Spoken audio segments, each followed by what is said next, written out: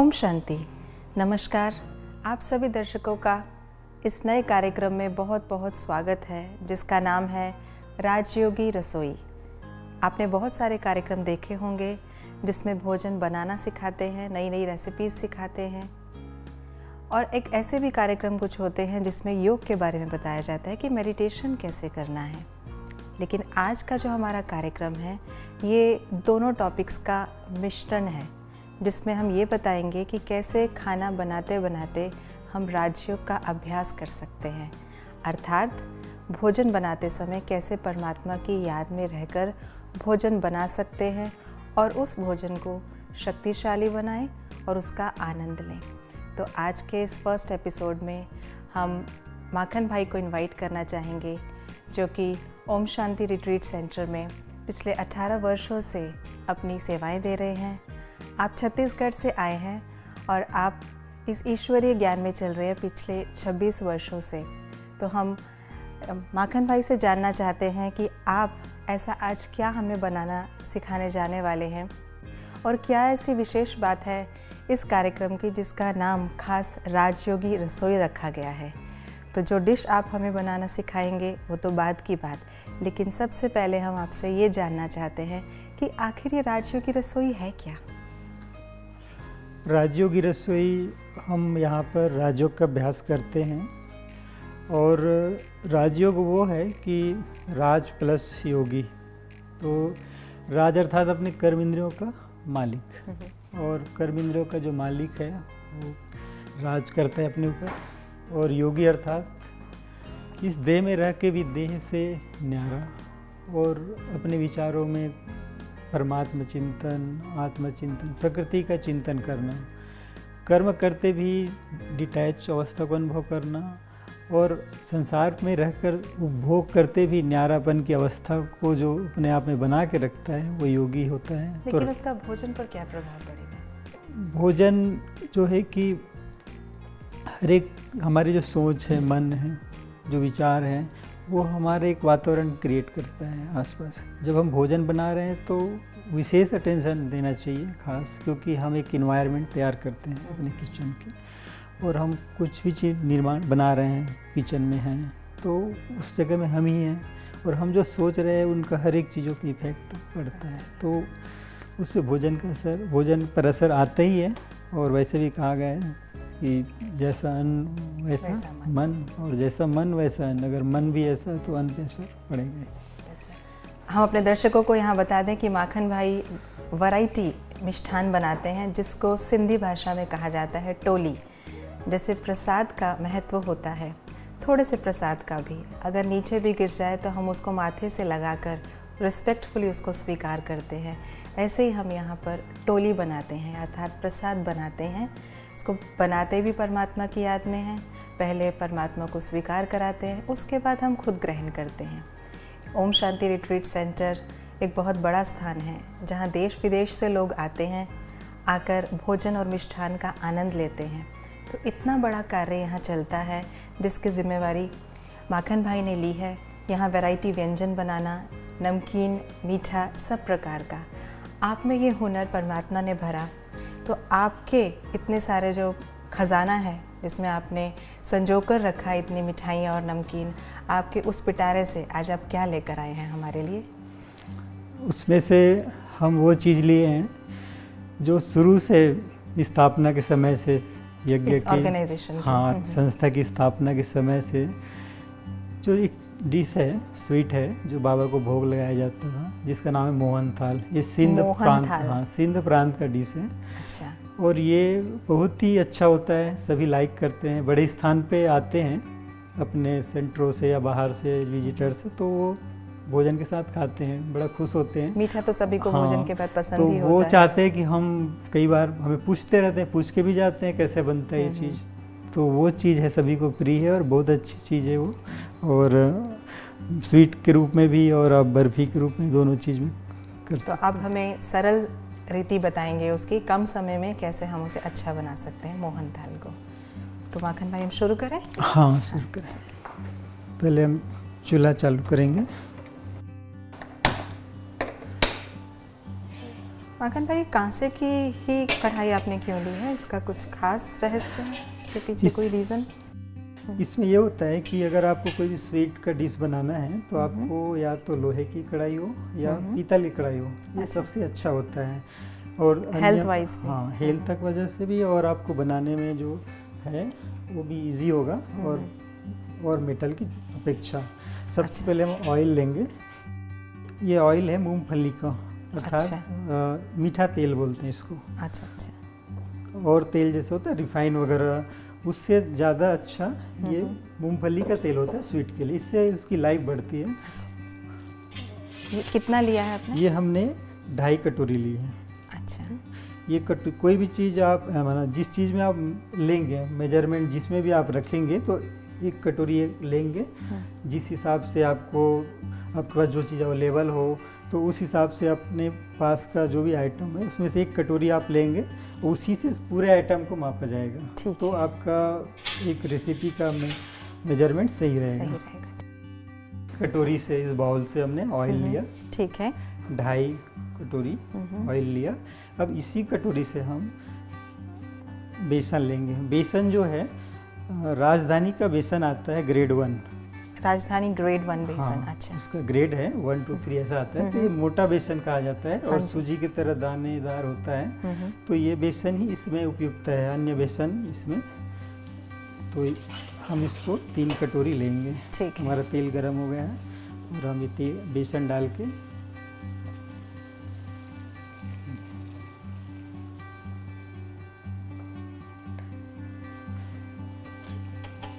इसको साथ साथ हिलाते रहना है अभी। हाँ, इसको आपको चलाते रहना है क्योंकि बेसन जो है बहुत जल्दी पकड़ता है। पहले आपको सीम आंच पे रखना है, कम में। ये अब हमें बेसन डालते ही आंच को सिम कर देना है।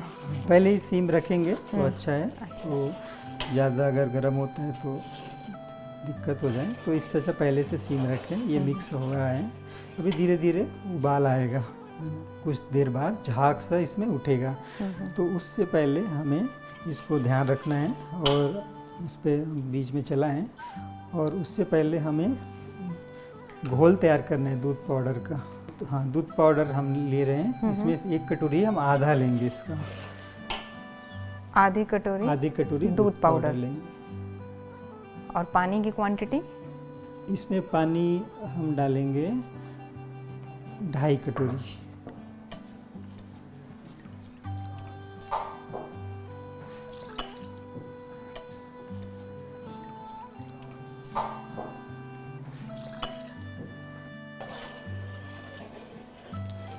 अब दूध घोल लेते हैं। उसके बाद जैसे अब इसमें झाग आना शुरू हो रहा है, हमने जो बेसन और तेल कढ़ाई पे लिया है और सीम आग में ये गर्म हो रहा है, पक रहा है। तो जैसे ये झाग आ रहा है फिर हम इसमें उस घोल को डाल देंगे। ठीक है।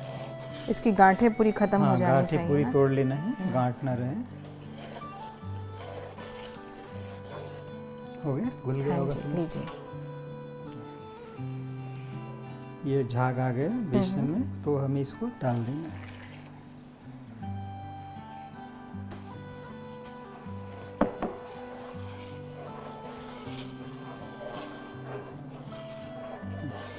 अभी हमें इसका फ्लेम थोड़ी बढ़ाना है। पहले कम था तो मीडियम में लाके मीडियम आंच पे इसको पकाएंगे। कब तक पकाते रहना है? अभी इसमें टाइम लगेगा क्योंकि इसका कलर आएगा बादामी, डार्क बादाम कलर का होगा। अच्छा। तो धीरे धीरे हम आग इसको तेज करते जाएंगे और इसको पकाते रहेंगे। इनके साथ साथ हमें चाशनी भी बनानी है। इसके लिए चाशनी के लिए हम 3 कटोरी चीनी लेंगे और 1.25 कटोरी पानी लेंगे। अगर आपको इसको बर्फ़ी के रूप में जमाना है तो 1 ही कटोरी पानी लेंगे तो भी बर्फ़ी सही सेट हो जाएगा, टाइट बनेगा। अगर आपको हलवे के तौर पे यूज करना है तो आप इसमें पानी की क्वांटिटी थोड़ा बढ़ा देंगे। ठीक है। अभी ये भुना जाएगा और ये छोड़ता जाएगा तेल।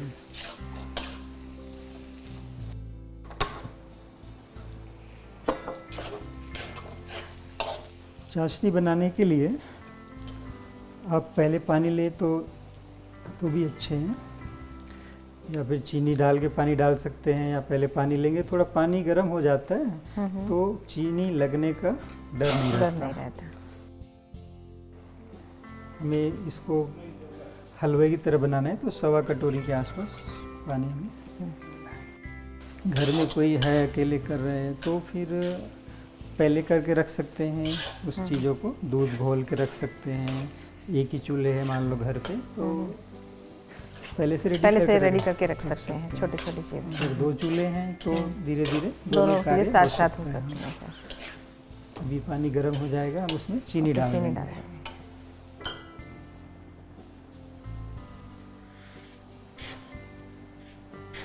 ये मापने का भी एक मेजरमेंट का तरीका होता है, भूल नहीं भरना है, ऐसा भरने के बाद जो एक्स्ट्रा लेवल पर आ जाए। हाँ, लेवल पे मापना होता है। कोई भी चीज़ हम माप रहे हैं हाँ जी, हाँ तो भर के एक्स्ट्रा को गिरा दें।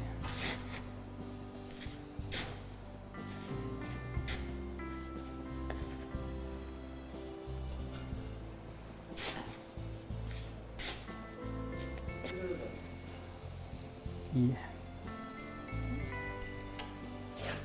अभी पानी पहले से गर्म था तो लगने का कोई डर नहीं है, लेकिन हमें इनको भूनते भूनते भी हमें बीच बीच में इसको हिलाते रहना सकते हैं इसको। हाँ, इसको एक व्यक्ति आसानी से इसको कर सकता है।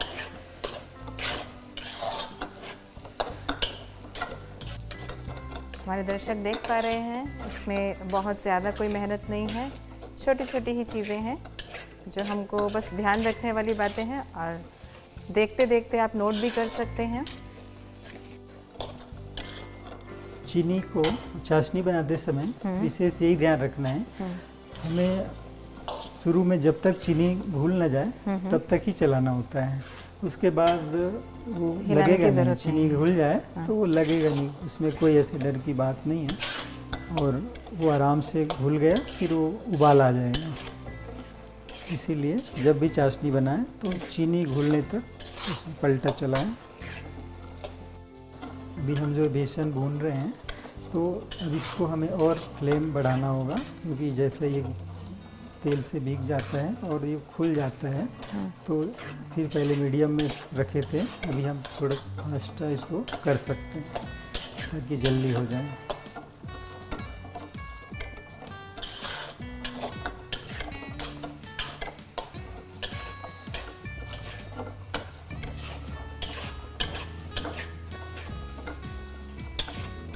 करना ये आपने बताया इसे सिंधी लोग ज़्यादा पसंद करते हैं ना, सिंधी लोग बनाते हैं ये, क्योंकि ये खास मीठी डिश है।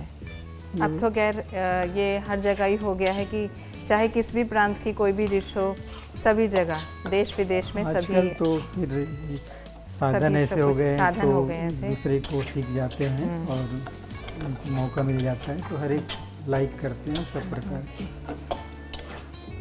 अच्छा माखन भाई, एक बार देखेंगे शायद चाशनी रेडी हो गई है। हाँ, बस थोड़ा सा और चलाएंगे, इसको सिम पर रखना है तो मीडियम आग पे वो उबाल आ जाएगा चाशनी का। हाँ, आप ऐसा करके देख सकते हैं कि चीनी उसमें भी बाकी है, अभी थोड़ा सा बहुत बारीक दाने दिख रहा है, वो घुल जाएगा थोड़ी देर में। अपने सबकी सेहत का ध्यान रखते हुए ऐसा लग रहा है कि ऑयल बिल्कुल सही मात्रा में लिया है, इसमें एक्स्ट्रा ऑयल बिल्कुल दिखाई नहीं दे रहा है। हाँ, ये आजकल धीरे धीरे भले ही थोड़ा उभर के आएगा, लेकिन आजकल के समय अनुसार सब हेल्थ कॉन्शियस हो गए हैं। हाँ, इसमें थोड़ा टाइम देना पड़ता है, ज़्यादा टाइम लगता है कम ऑयल में, और ऑयल ज़्यादा लें तो ये भी है इसमें कि ये तो पकने के बाद ऑयल बाहर थोड़ा निकल भी आता है, आप उसको निकाल भी सकते हैं। माखन भाई, इसमें खुशबू तो आनी शुरू हो गई है। हाँ, बेसन जब पकने लगता है तो इसकी पहचान यही है कि खुशबू आता है, लेकिन हमें इसको डार्क कलर तक होने तक इसको भूनना है, क्योंकि ये बेसन में हमने पानी ऐड किया है दूध घोल के, तो वो टाइम लगेगा, और जब अच्छा धीरे से भुना जाएगा तो टेस्ट भी अच्छा इसका बनता है। ये उबाल आ गया तो आप इसको बंद कर सकते हैं ताकि चाशनी गाढ़ा ना हो जाए।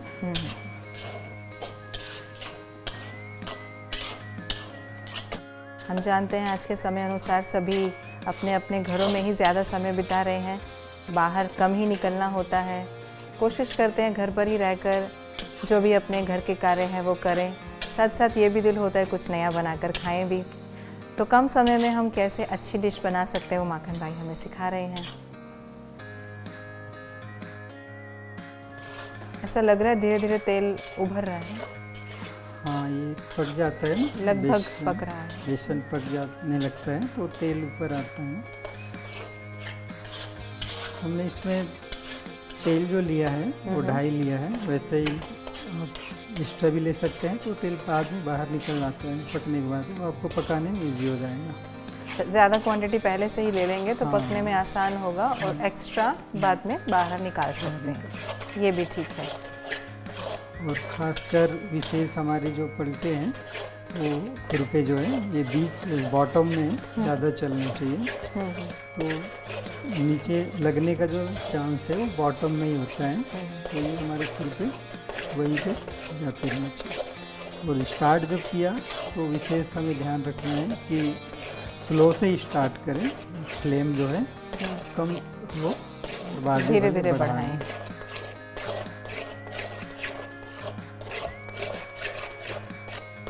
हमारे दर्शक देख सकते हैं इसका रंग धीरे धीरे निखरता जा रहा है और हम तो यहाँ खुशबू का भी आनंद ले पा रहे हैं। लगातार हिलाते रहने से गांठें भी नहीं पड़ती हैं। हाँ, इसमें गांठें पड़ने का चांस नहीं होता। वैसे बेसन है और वो भी मोटे बेसन है। बारीक बेसन होता है तो वो गांठ आ सकते हैं, इसमें नहीं होता, कम चांस होते हैं जी। हाँ, बशर्ते जो अब दूध पाउडर हम डालें घोल के, जो दूध पाउडर इसमें डाला गया घोल के, घोल बना के, वो दूध पाउडर गांठ नहीं रहना चाहिए, वो पूरे घुले हुए चाहिए, तो वो गांठ रह जाता है। माखन भाई, अक्सर करके देखा गया है जब भी हम खाना बनाते हैं, कुछ भी किचन में काम कर रहे होते हैं, तो कुछ म्यूज़िक सुनते सुनते करते हैं ना, तो अच्छा लगता है, वो काम करने में मज़ा आता है, टाइम भी पास हो जाता है। आप कुछ इस तरह के साधनों का इस्तेमाल नहीं करते? हाँ, दोनों ऑप्शन हैं। आप म्यूज़िक भी लगा सकते हैं किचन में, या फिर आप अपने कंसंट्रेशन जो आप कर रहे हैं कार्य, इसमें अगर तल्लीनता से करेंगे, अटेंशन से करेंगे, तो आप पूरी फोकस आपके कार्य में होगा।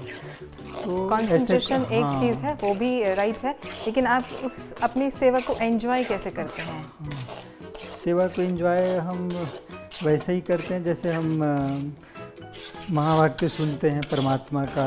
वो कहते हैं कि बच्चे मेरे को याद करो और लवलीन रहो, माने मेरे लव पे लवलीन रहो।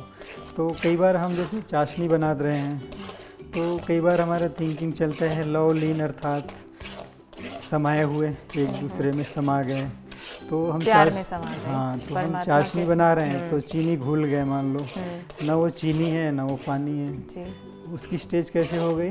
वो लवलीन जैसा कि ना उसको हम चीनी कह सकते हैं ना उनको पानी कह सकते हैं। तो ऐसे हम कई बार अपने आप से चिट चैट करते हुए थिंकिंग से परमात्मा को याद करते, उनके महावाक्यों के साथ भी हम विचार करते हैं, खेलते हैं, कहते हैं ज्ञान रत्नों से खेलो।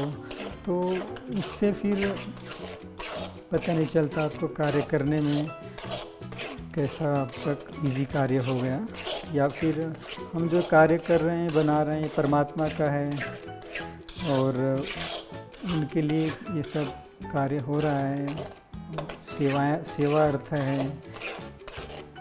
तो आप परमात्मा की याद में रहकर बनाना एंजॉय करते हैं। आपने बातों ही बातों में माखन भाई स्पष्ट कर दिया कि लवलीन का अर्थ ये नहीं है कि आत्मा परमात्मा में मिल जाए, लेकिन आत्मा परमात्मा की याद में खो जाए। इसे आपने कहा लवलीन, क्योंकि एक दूसरे का स्वरूप चेंज हो गया। पानी भी चीनी में समा गया और चीनी पानी में समा गया, दोनों एक ही अभी भी, पर एक कनी रह गया, वो बदल गया लवलीन। तो इस तरह से ऐसे ही आत्मा में भी परमात्मा को याद करने से परिवर्तन आता है। देखिए अब कलर चेंज हो रहा है, पहले से धीरे धीरे। तो अभी तेल भी अब अच्छे से जब पकने लगता है तो तेल आता है, तो हम इसका थोड़ा फ्लेम और तेज कर सकते हैं। वो डिपेंड करता है कि कितना पका है और तेल कितना मात्रा में इसमें एक्स्ट्रा दिखाई दे रहा है, तो वो आप बढ़ा सकते हैं इसका फ्लेम, उससे वो लगेगा नहीं। अभी शुरू में बहुत अटेंशन रखना पड़ता है, जो स्टार्टिंग में बहुत स्लो करके धीरे धीरे जब वो बेसन खुल जाता है, एक तरह से फुलावट आती है, मुझे खुलना बोलते हैं, है ना, पानी जाता है, तेल जाता है, तो एक फुलावट होकर वो धीरे धीरे पकता है, तब वो नहीं लगता बेसन। अन्यथा हम शुरू से तेज़ आग रख दिया तो वो फिर लगने का चांस होता है, और आपको जैसा बनाना है, जो टेस्ट आना चाहिए, उसमें फ़र्क पड़ जाता है। पकने के उसके नज़दीक जा रहे हैं, कलर आने शुरू हो गए हैं, देखिए चेंज हो गया पहले से। तो जी हाँ। ये कलर आना की निशानी है, पकने की निशानी है, कलर आना शुरू हुआ जो।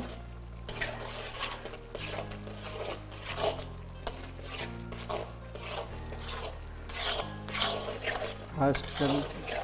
मगन भाई, फिलहाल ये चाशनी से ठंडी है, तो हमको इसमें गरम चाशनी ही डालनी है या ठंडी भी डाल सकते हैं? ज़रूरी नहीं है गरम हो चाशनी, जो स्टेज में वो है बनाने के बाद आपने रखा है, जो भी इसका स्टेज है वो ठंडा गरम मीडियम गरम हो तो भी चलेगा।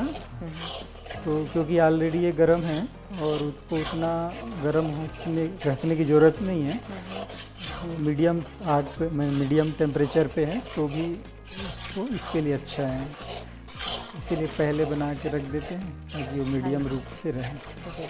ये देखिए, जैसे हमने शुरू में किया स्टार्ट तो झाग आया, फिर हमने मिल्क पाउडर का घोल डाला, अभी फिर लास्ट में ये अच्छे से पक के झाग आ रहा है, फिर से झाग आ रहा है। हाँ, तो ये झाग आ रहा है, कलर आ रहा है, तो ये समझो पकने की लास्ट स्टेज पे है। बस इसमें चाशनी डालने की बात है, ये तैयार है। देखिए झाग आ रहा है क्योंकि ये पक गया, पूरा तेल भर के आ रहा है। इसको थोड़ा सा डार्क कलर रखा इसलिए जाता है क्योंकि चाशनी डालने के बाद कलर डाउन होता है इसका, इसीलिए अच्छा। पहले से ही थोड़ा एक्स्ट्रा रखना डार्क पड़ता है। बादाम कलर का होता है ना, तो वो रखेंगे तो वो आपको चाशनी डालने के बाद जो हलवे का कलर है एक मीडियम रेंज का, तो वो आ जाएगा।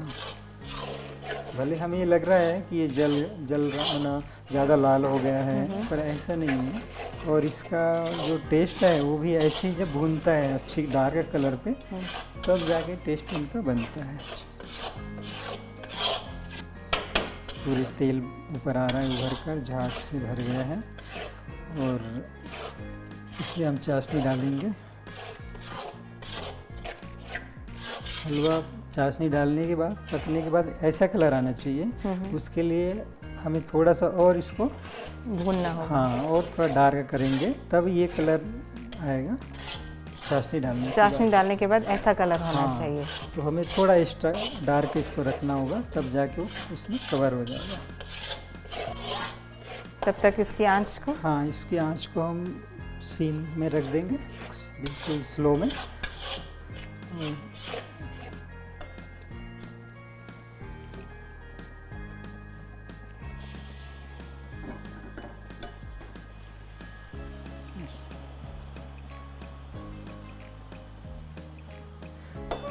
चाशनी डालने के बाद इसको थोड़ा आपको चलाना है, मिक्स करना है, और आग जो है एकदम सीम पे है, चूल्हा जो है बहुत कम टेम्परेचर पे चल रहा है।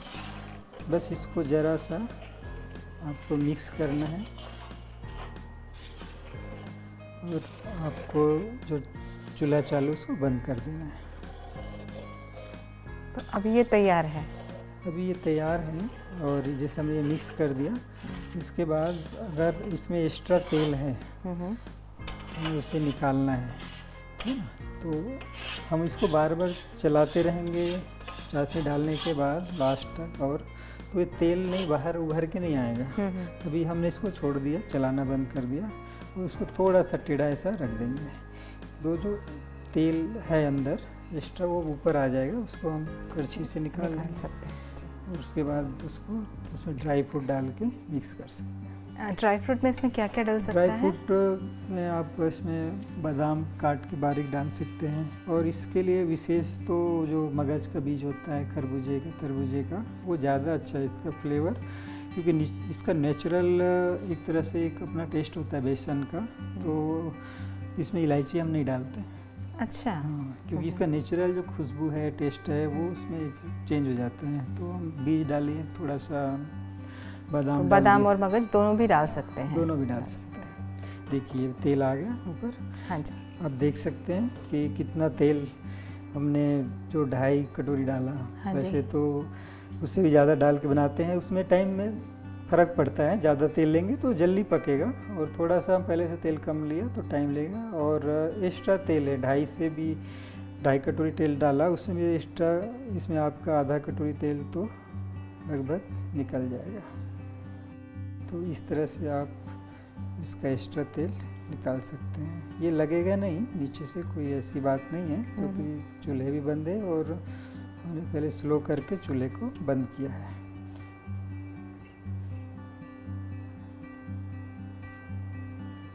ये जो तेल हम एक्स्ट्रा निकाल रहे हैं, इसको रीयूज भी किया जा सकता है? हाँ, चाशनी और नेक्स्ट तेल का टाइम जब मिक्सचर। हलवा बनाना है तो केवल हलवा में ही काम आएगा ये, क्योंकि इसमें मीठा भी है और तेल भी है। तो और हम इसे कितना समय तक रख सकते हैं? ये आप स्टोर करके? खराब होने वाली ऐसी बात नहीं है, तो ये अब 15-20 दिन तो ऐसे ही बाहर फ्रिज में रखने की ज़रूरत नहीं है। में भी रखने की ज़रूरत नहीं। हाँ, ये आप ही वो रखा रहेगा और ठीक रहेगा, कुछ ऐसा नहीं होगा। तो आपने देखा इसमें क्या विशेष, हमें जब हम डालते हैं, स्टार्ट करते हैं, तो दूध जैसे डाला तो झाग आना चाहिए। बेसन और तेल को लिया और झाग आया, तब हमने घोल डाला दूध का, पाउडर दूध का। उसके बाद हम धीरे धीरे इसका टेम्परेचर बढ़ाएं, सीम था उससे हम मीडियम में रखें, फिर और थोड़ा बढ़ा के हमने उसको भून लिया अच्छे से। उसके बाद कलर आने से पहले फिर दोबारा झाग आता है, अभी आपने देखा इस, तो ऐसे ही पकने के पहले पूरा लास्ट स्टेज में आने से पहले झाग आकर पक जाता है। उसके बाद ही चाशनी डालता है, और चाशनी डालने के बाद तो फिर और कुछ उतना करने की ज़रूरत नहीं रहता, इस पर ये रेडी हो जाता है। ये हमने इसमें आपको बताया था कि पानी हमने एक्स्ट्रा लिया है, तो ये हलवे के तौर पे यूज करने के लिए ज़्यादा है, अच्छा है जी। अगर आपको इसको बर्फ़ी जमाना है तो बर्फ़ी जमाने के लिए जो हमने इसमें 1.25 कटोरी पानी लिया, तो पानी की मात्रा कम रखना होगा जी। देखिए ये कितना सॉफ्ट है, ये हम देख पा रहे हैं, ये कितना सुंदर लग रहा है। ये बहुत ही ठंडा होने के बाद भी टाइटनेस नहीं आएगा इसके अंदर, सॉफ्ट रहेगा, क्योंकि हमने पहले से इनके पानी की मात्रा बढ़ा के रखा है। बादाम, हाँ, ये बीज है, ये बीज है मगज का बीज।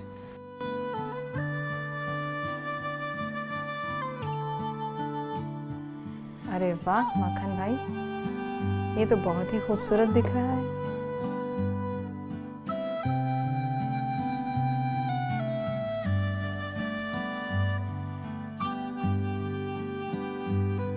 जो भी चीज़ अपने किचन में तैयार करते हैं, तो हमारे यहाँ पर एक विधि है कि ऐसा परमात्मा को ऑफ़र करते हैं, उसके लिए निकालते हैं। तो हर कोई अपने घरों पे, पूजा स्थान पे अपने इष्ट को ये ऑफ़र कर सकते हैं। हमने एक ही चीज़ बनाया, एक रखा है, लेकिन पूरी थाली सजती है, जिसमें दाल, सब्जी होता है, चावल, वो सब से एक प्लेट तैयार होता है। और ये ऑफ़र परमात्मा को अगर कोई करता है तो उसको बहुत ब्लेसिंग मिलती है, क्योंकि घर में हर चीज़ों की बरकत, परमात्मा की वाइब्रेशंस इसमें आती हैं, और जब हम वो भोजन स्वीकार करते हैं, वो वाइब्रेशंस हमारे अंदर जाते हैं। तो जैसे अभी हमने ये हलवे के तौर पे बनाया, हाँ जी, ये आपको ऐसे ही सॉफ्ट रहेगा अधिक समय तक। अगर आपको इसको और बर्फ़ी के शेप में देना है, तो ये ऐसा है कि अगर हमें बर्फ़ी बनाना है इसका, तो हम उसी समय आपको बताया था कि इसकी थोड़ी चाशनी टाइट होगी, तो पानी की मात्रा कम हो जाएगा। इसमें हमने पानी की मात्रा बढ़ाया है, इसीलिए तुरंत यूज करने के लिए सॉफ्टनेस है। और पानी की मात्रा अगर हम कम रखेंगे तो बचा हुआ चीज़ बच जाता है, उसको हम ऐसा जमा सकते हैं और ये आप बर्फ़ी के रूप में यूज़ कर सकते हैं। और ये कितने दिन तक रह जाएगा? ये भी वैसे ही इनकी लाइफ होती Same है, life उससे भी होती है। ज़्यादा और चल सकता है ये, क्योंकि इसमें ड्राइनेस हो जाता है, ये तो सॉफ्ट है, जी ये हाँ। लिक्विड होने की वजह से लाइफ कम और इसका ज़्यादा हो जाता है। अच्छा, हम सब ने देखा ये कितना सुंदर हलवा दिख रहा है, मोहन थाल, और ये खाने में भी ज़रूर उतना ही लजीज होगा। माखन भाई, आपने हमें सारे इंग्रेडिएंट्स बताए इसमें क्या क्या डलना है, लेकिन जो 2-3 बातें जिनका आप अटेंशन रखते हैं हमेशा बनाते समय, वो इंग्रेडिएंट्स जो आपने अपने अंदर छिपा के रखे हैं वो तो बताए ही नहीं। वो शायद किसी मॉल में भी नहीं मिलेंगे, किसी मार्केट में नहीं। वो क्या राज की बात है? जब भी हम किचन में कार्य कर रहे हैं, कुछ बना रहे हैं, तो हमारी मानसिक स्थिति जो है बहुत अच्छे विचारों पे होना चाहिए। उसका इफेक्ट भोजन पे बहुत पड़ता है। जैसे कि हम एक कार्य करते हैं तो उनके ही आधार पे, उनके अनुसार चल के करते हैं तो हमें ब्लेसिंग मिलता है। आप समझिए कि हम किचन में कुछ कर रहे हैं तो एक किचन में समझो हम पूजा कर रहे हैं। इतनी ऊंची थिंकिंग अगर मान लो कोई रखे कि हम ये पूजा की तरह हैं, तो पूजा में कैसा टेंशन रखा जाता है, घर पे अपने पूजा गृह को स्वच्छ साफ और हर प्रकार से शुद्ध रखा जाता है, तो ये भी एक पूजा है। इसके बारे में हम आपको डिटेल बताएंगे आगे एपिसोड में। लेकिन अगर ये थिंकिंग इतना ही व्यक्ति रखे, विचार रखे कि ये हम पूजा का कार्य कर रहे हैं, तो उतने में ही उसके वातावरण चेंज हो जाएगा, घर का, किचन का, और जो खाएगा उसमें भी परिवर्तन धीरे एक चांस होता है कि औरों को भी हम शुद्ध विचार प्रदान करें, तो भोजन के माध्यम से भी हो सकता है, फायदा मिल सकता है। तो आज हमने जाना कैसे मोहन थाल की एक नई रेसिपी बहुत ही सरल तरीके से बना सकें परमात्मा की याद में, और इसके स्पेशल इंग्रेडिएंट्स हैं शुद्ध विचार, जिसको अगर हम इसमें डालेंगे तो ज़रूर जो भोजन हम बना रहे हैं वो स्वादिष्ट तो होगा ही, लेकिन साथ साथ तन और मन के लिए शक्तिशाली भी होगा। तो इसी तरह की और रेसिपीज़ लेकर हम आपके सामने फिर से उपस्थित होंगे। तब तक के लिए नमस्कार, Om Shanti, have a nice day.